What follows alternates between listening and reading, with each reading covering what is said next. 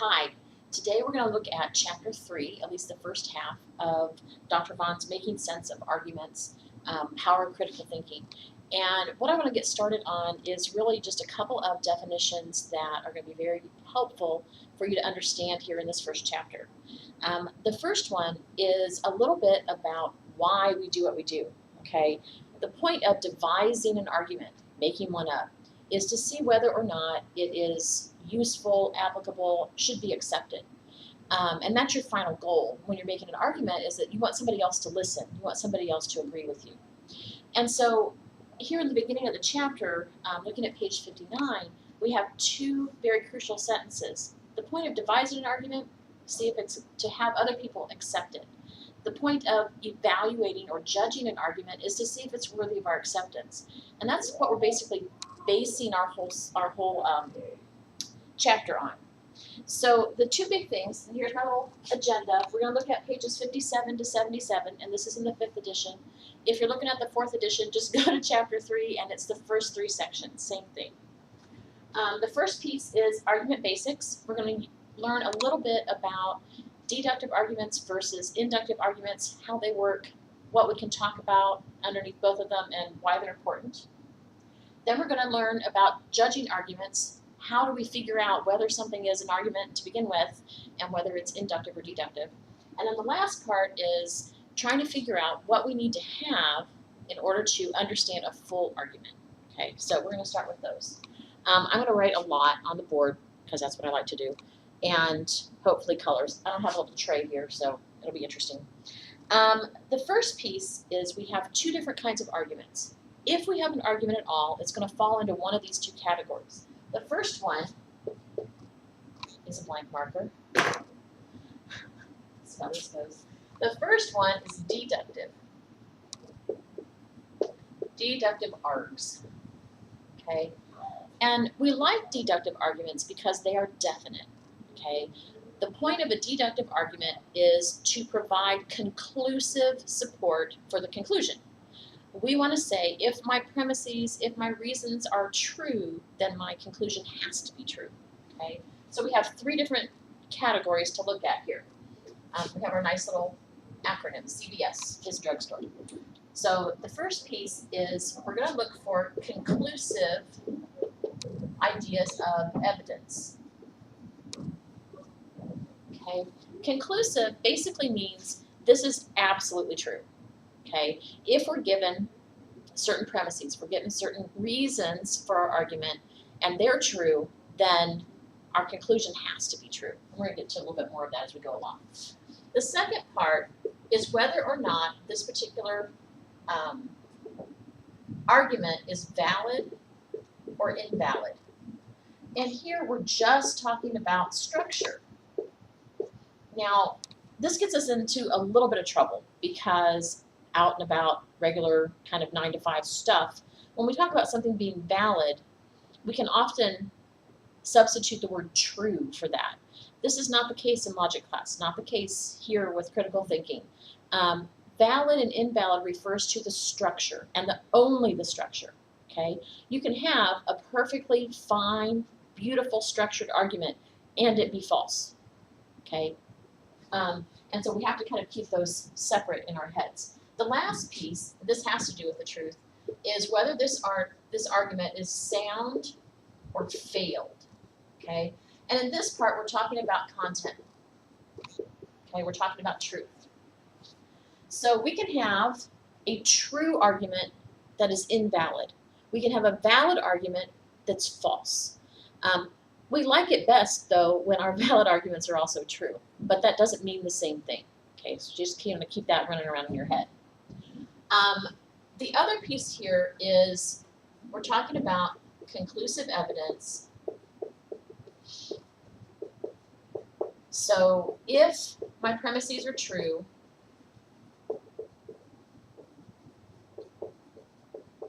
then my conclusion has to be true.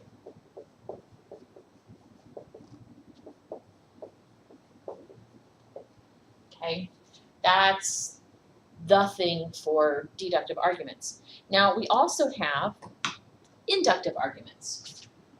Let's see if I have space over here.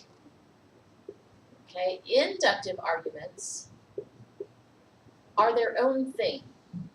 Okay, deductive arguments are all of our facts and figures and things that we can go out and show are definitely true or false. Inductive arguments is all the rest of the stuff, kind of living in the world of partial credit. And so for an inductive argument, we have, and I haven't figured out what that means acronym-wise, but PSC. We have probable evidence such that if my premises are true, then my conclusion is probably true. It's likely to be true. Most of what we do in the realm of science and medicine and pretty much everything else is we're trying to figure out if something is most likely to be the cause or to be the definition of or to be the best example of this particular thing. All the time in medicine, you think about how many of those drug commercials we see these days that have this huge list of side effects and things you have to call your doctor about and all of that. They're saying we've gone through all the pieces and this is the best answer we have, but there are drawbacks. Okay, so it's not a definite. It can't be a deductive argument because it's not an all or nothing. It's a sometimes or it's a maybe. It's a probably. Okay, so probable evidence, strong or weak when it comes to structure, and then cogent or failed when it comes to content, whether or not we should accept it, truth part. Strong or weak structure. We've all seen arguments, we've all read arguments, we've all made arguments that had some good pieces to them, but they left out too many blanks. That's a weak structure, okay? Whether all of that stuff is true or not, we would still have to kind of balance our acceptance according to the evidence. Same idea as deductive, but these are two different types of arguments. We don't ever smush them together. We don't ever talk about them as if one is the better and one is not. Deductive arguments, we like them because they're precise and exact. Inductive arguments, we like them because we use them all the time, but in the way of kind of our evaluation time and trying to figure them out, they're a little less sure, okay? But they're good for us, okay? So this time, if my premises are true,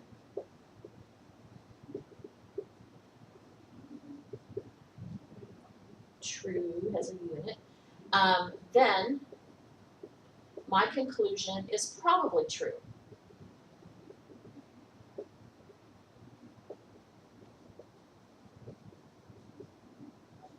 Okay? When we talk about cogent, are we going to accept it? Yes. Cogent is just a word that comes from Latin. It means thoughtful. Okay? It's been well thought out. It's been well written out. We can think about it a lot. We can understand how it works. It's true. Okay? In the way that we've spoken things out. It all works. Okay? So keep these two separate in your head. What I do, you'll hear me say this about a lot of things in the chapters. For chapter 3, I put deductive argument stuff on one side of a 3x5 card, and then I turn it over and in a different color, because I like colors, I put the inductive. So that way I can tell, and I can only see one at a time. That way it helps me make sure that I'm not kind of mixing my metaphors or mixing my adjectives. Okay, so inductive, probable, strong, and cogent.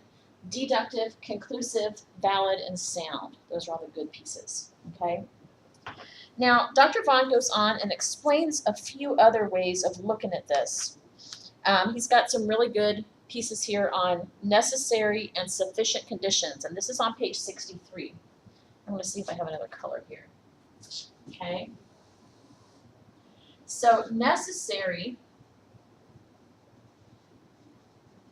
conditions.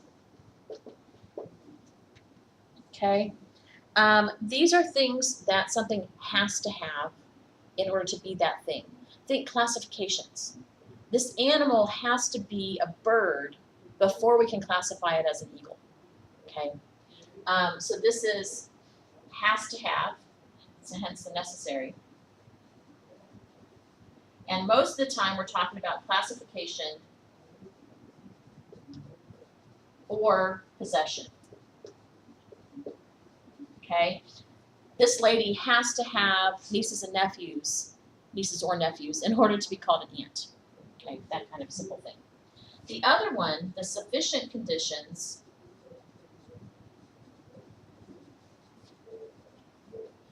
guarantees something can happen or something is. Okay, it guarantees that our assertion is correct. In this case, think about in order for there to be a fire, okay, in order to, I don't know, burn your leaves, okay, you have to have some sort of fuel, and you have to have it at a particular temperature, and you have to have oxygen present. If we don't have oxygen, it doesn't burn. You can heat a vacuum sealed tube of whatever to, you know, the highest you can possibly get. It's not going to catch on fire because there's no oxygen. You have to have oxygen to burn, at least for this planet, right? So this is kind of the smallest amount. Okay, you have to have gasoline, better for me because I cook, I don't drive. Avocado oil is the best kind of oil for sauteing because it doesn't start smoking until it reaches 500 degrees. And if you're flash frying something at 500 degrees, you have a better kitchen than I do. Okay, so think about for these two, and really it's just something to kind of keep in mind. It's not something that's going to come up over and over again. But necessary conditions, things you have to have in order for something to be that thing, and sufficient condition guarantees by the smallest amount that something will happen. That's usually how those two work. Okay, so that's another ta-da off the list. The other piece I want you to kind of think about here is how do we figure out, this is the judging arguments part. I'm going to get rid of this pink stuff down here in a minute. How do we figure out whether an argument is inductive or deductive so that we can then figure out whether it's valid, whether it's worth our time, worth our acceptance? Dr. Vaughn starts a little bit of a description here on the bottom of page 65 under judging arguments. And the first thing we always do, find my eraser. Always find your eraser.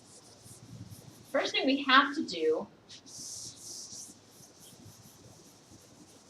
is to figure out if we have an argument at all. And in order to have an argument, we have to have a conclusion and we have to have premises. We have to have a claim and we have to have reasons. Okay, same way, different way of saying the same thing. Okay, so our first step in judging arguments is to find the conclusion. Okay, that's always our first step with arguments. What are they trying to prove? What are they saying? What are they trying to prove? And so find the conclusion, mark it with a C. Makes sense, right? And then, same number, find the premises. And we're going to mark those with P's. Okay? That's the easy part. If we have a conclusion with some premises, we have a claim with some reasons to support it, then we're good. We have an argument. Okay? Now we have to figure out, is it deductive or is it inductive? Okay? So, step 2 is to ask some questions. Okay? We're going to ask if the premises, P's, are true, does the conclusion have to be true? Okay? Now, I'm not very good at drawing a flow chart, but that's kind of how this works. Okay? So, if the premises are true, does the conclusion have to be true? If your answer is yes, you have a deductive argument. Okay? woohoo, we have deductive argument. Easy peasy stuff, right? All professors are, all professors are bad at scheduling. Okay, we're forgetful. All professors are forgetful. And then we say, okay, all professors are forgetful. My English professor and my history professor and my psychology professor all forget when things are due. They have to look things up all the time. I've had other instructors in the past that have always, had the same trouble, so therefore all teachers must be this way. Okay, not a very good argument, but an argument nonetheless. That all signals us that we're trying to do a deductive argument. Okay, they said some, then we have to think about inductive. Okay, but if our answer here is yes, then we have a deductive argument. Okay, then we have to say, okay, are the premises really true? So maybe do a little bit of research. If yes, then, okay, if yes, then we have a valid, sound, deductive argument. And we're done. Steps 3 and 4 would just be NA, not applicable, because we're done. Okay, if, I'm going to change my colors a little bit here. My apologies. They're not the best colors. I have to get some better markers. Okay, with number 2 here, if I say no, then we go to step 3. Okay, step 3 says to ask if the P are true, if the premises are true. I keep forgetting my E's. If the premises are true, is my conclusion probably true?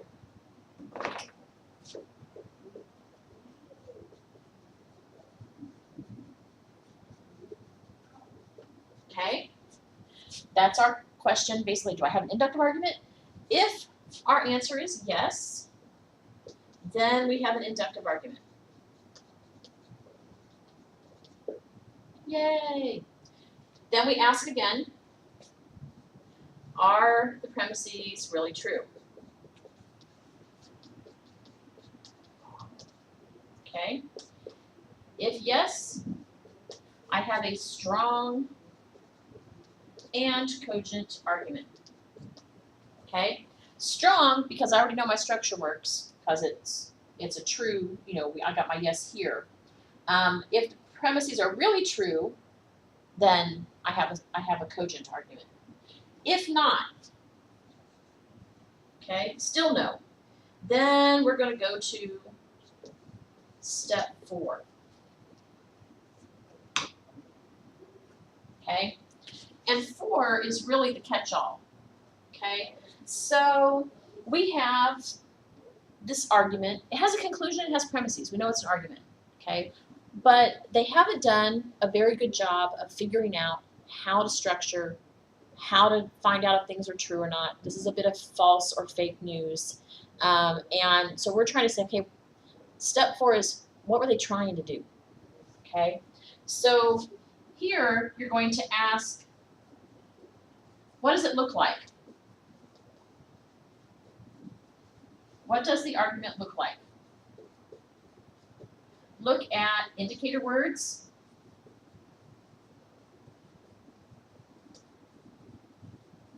And the structure. Okay? If you get to step 4, you have a failed argument, period. Okay? We shouldn't accept it, or we shouldn't accept it without a serious rewrite. The structure doesn't work, the indicator words are off, whatever. Okay, what does it look like? Treat it that way. Okay, this was a deductive argument, but it's failed. If you get to step 4, you have a failed argument. Okay, so this process is not as hard as it sounds because you're going to have a paragraph or a few sentences, maybe even something longer than that, in front of you that you can work with. There are some times you have to go and check your premises. Make sure that these things are actually true. Most of the stuff you're going to be given in the book for exercises, at least until we get to 3.8, 3.9 exercises, are going to be pretty simple stuff. And what I want you to focus on for the homework and for different things is what's on the page, if it's correct, not whether or not it's correct, but if it's correct as it stands, then do I have an inductive or a deductive argument, okay? Sometimes it's going to seem like, well, there could be other answers, there could be other ideas. Yes, of course, we're talking about human beings here. There can be lots of different things. But if the premises on the page are true, does your particular conclusion have to be true? Yes or no? And that's how we get started on this, okay? So this first question, yes, we have deductive. If no, probably have an inductive, but you're going to walk through the little step anyway. Is it probably true? Okay. Okay, probably true. Great, you have an inductive argument, and then you have to go do the research. Look and see whether things are true. Okay, no, go on to step 4. If you get to step 4 from either spot, it's a failed argument. They just didn't do a good job. Okay.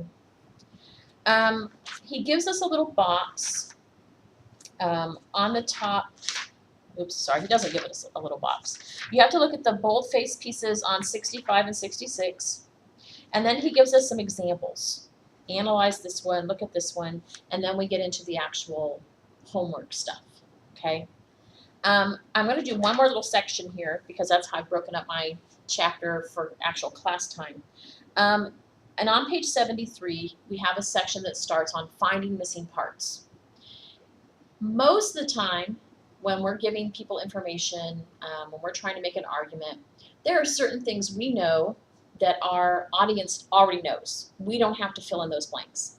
But when we're actually looking at evaluating, at judging arguments via our 4 steps here, we need to have all the pieces. Okay, so sometimes we have to fill them in. We have to make those implicit premises explicit. Implicit just means we don't say them out loud.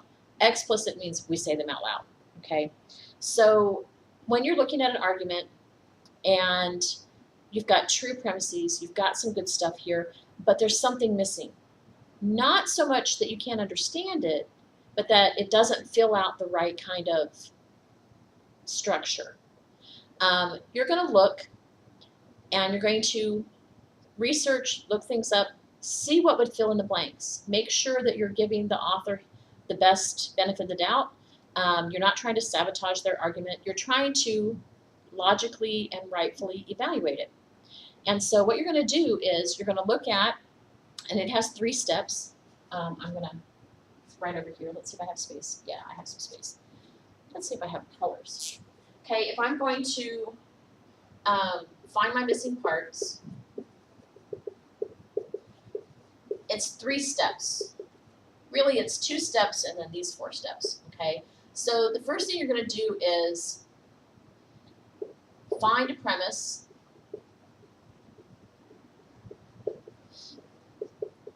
that fills in the structure. Okay, make sure it stays with the author's ideas.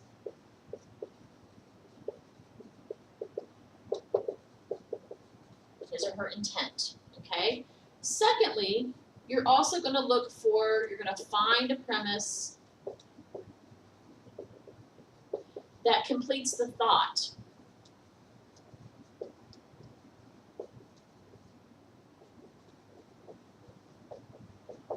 And again, stays with the author's intent. Now, this sounds pretty easy, and most of the time it is. If we've looked at an argument well enough, read through it, we understood it, it's fine, but we have to think about, okay, if I'm going to evaluate this, I have to have all the pieces. So I have to write some things down that the author is implying, but hasn't really said out loud, okay? And then the third part here is to go and do this, okay? Run it through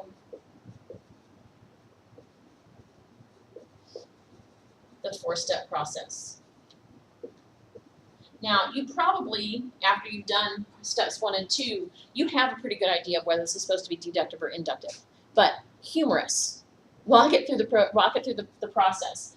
find your conclusion, find your premises, go through, ask the questions, figure out what you have, and then evaluate it as such. Okay, so it's not hard, but it is something we have to be aware of. Lots and lots of arguments that we read, that we accept, we kind of shorthand them. And that's okay. There's nothing wrong with that. But when we're going to evaluate them, we need to make sure we have all the pieces. Okay? That's the end of Chapter 3A. I'll come back with Chapter 3B here in just a little bit. So, happy day. I have to remember how to shut this thing off. Let's see. Stop. Do. Oh, let's see. How do I make this stop?